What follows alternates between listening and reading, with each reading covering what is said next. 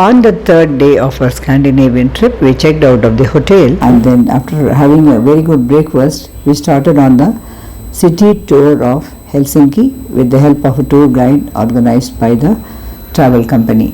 The most important things we saw was the Helsinki Cathedral, which is a prominent neoclassical Lutheran cathedral in the Senate Square, known for its white exterior and scenic views.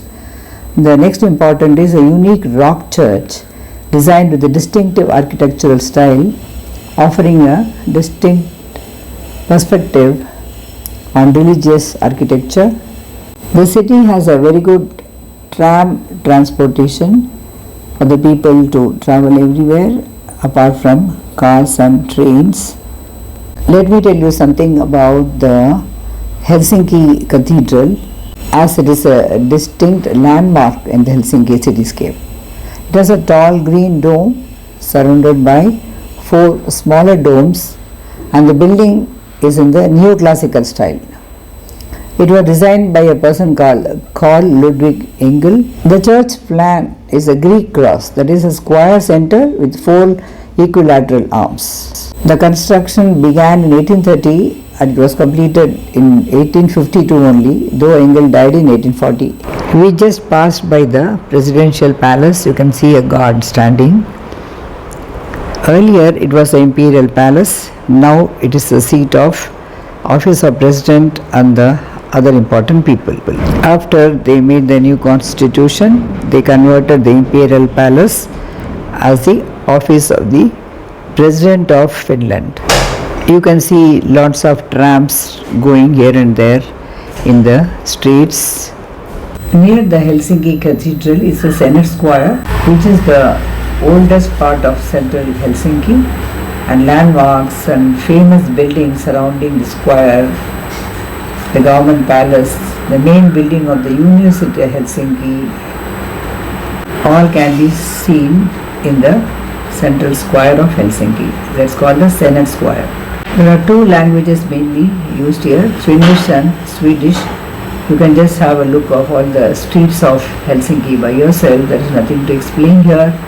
Please listen to our tour guide's explanation too.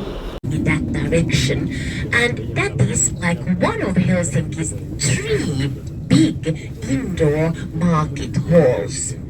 And they all were built in the 19th century so that the customers really shouldn't freeze that much when they were, doing their shopping. We proceeded towards the Helsinki Cathedral, which is a Finnish Evangelical Lutheran cathedral of the Diocese of Helsinki, located in the center of Helsinki, Finland, at the Senate Square. It was originally built from 1830 to 1852 as a tribute to the Grand Duke of Finland and also Emperor Nicholas I of Russia. So it's also called as St. Nicholas Church. After the church, what you see is the Senate Square with a tall statue, and the beautiful place surrounding the church is called as a Senate Square. By chance, there was a marathon on the day in Helsinki, and our tour was talking about it. Marathons? And she really, altogether, she ran. Both parents are, really moving a lot and staying very fit. So that means that then you really stay young for a long time when you move and exercise. Now slowly we are today going to have and now we have on the left side a yellow building, really also built in this Art Nouveau style. We were watching the Aira beach at the side, and then the beauty of the beach is people take part in the cold water even in the winter seasons. Even if it is covered by ice, they make a big hole, and through the hole they jump into the water and then they have a swim. That's what the tour guide told us. And there is also another practice. We found saunas near these beaches. After taking bath in the ice cold water, they will come and get their body heated in the saunas which are there near the beach side. Our travel manager told us an interesting information about the saunas.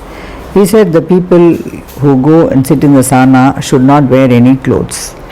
There are separate places for male and female, and it is considered as if it's a holy thing which you are giving to the body. What you are seeing at the side is a sauna. After taking a ice cold bath, they will come and sit in the sauna so that the pores in the body opens up and all their dirt and infection goes away, and after that again they will jump into the cold water so that the pores are tightened. The pores which are opened up by the sauna heat are tightened. This is a unique thing which we learned from him on that day. The trees were not with leaves. For that the tour guide told us, since the spring has not arrived here fully yet, that's why the trees don't have much leaves. After some time, when the spring fully comes, the trees will be full of green leaves.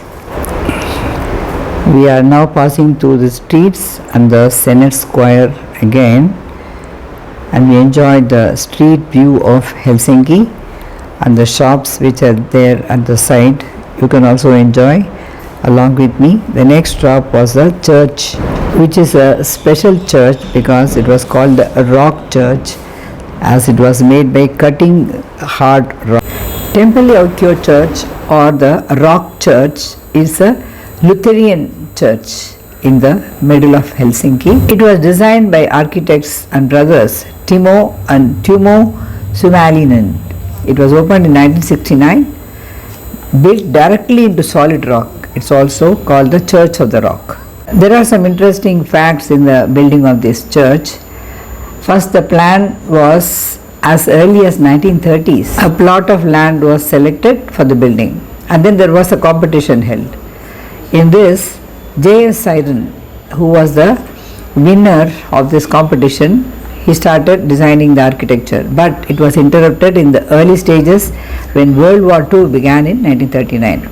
So, after the war, again the competition was held. In this, the two brothers, Timo and Tuomo Suomalainen, they won in 1961, and finally it was completed in 1969.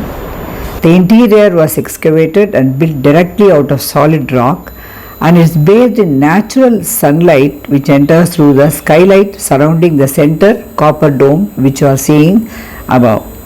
And the church is used frequently as a concert venue due to its excellent acoustics. The next place we visited was the Sibelius Park, which is a famous attraction in Helsinki. This was to commemorate the famous composer Sibelius. It was to honor the great Finnish composer Jean Sibelius on the occasion of his 80th birthday in 1945. Unlike the other parks in Europe, which are well kept and meticulously manicured, Sibelius Park has been left largely in its natural state. It consists of a series of more than 600 hollow steel pipes welded together in a wave-like pattern, and this monument weighs around 24 tons and measures 8.5 by 10.5 by 6.5 meters. The aim was to capture the essence of the music of Sibelius. Our next visit was to Fazer Chocolate Factory to taste the delicious world of Fazer chocolates. It's all about meaningful food experience. It appeals to people of all ages. Our travel company had kept the tickets ready for us, and it was a lifetime experience for us because that includes tasting samples of chocolates and also a gift bag to take home for each paying visitor. We were guided by professional guides through the building, and they used a form of storytelling. We were allowed to eat chocolates within a span of time, but not to take from there. So we bought some chocolates, and this was founded by Carl Fazer in 1891 as a French-Russian cafe in central Helsinki. Today it employs over 6,000 people across Finland. So after enjoying the Senate Square, Lutheran Temple Church, Sibelius Park and Fazer Chocolate Company, we had to go for lunch at an Indian restaurant. After lunch we proceeded to the cruise to go to Stockholm in Sweden. It was an overnight ferry. We checked into our cabins and then took some rest. We had an international dinner at the cruise itself. That was also good, and we slept in the cabin after watching the beautiful ships sailing in the Baltic Sea. And then the next day morning, after having breakfast at the ship itself, we got down at Stockholm in Sweden, and then we proceeded for the city tour of Stockholm, about which I'll talk in my next video. Thank you.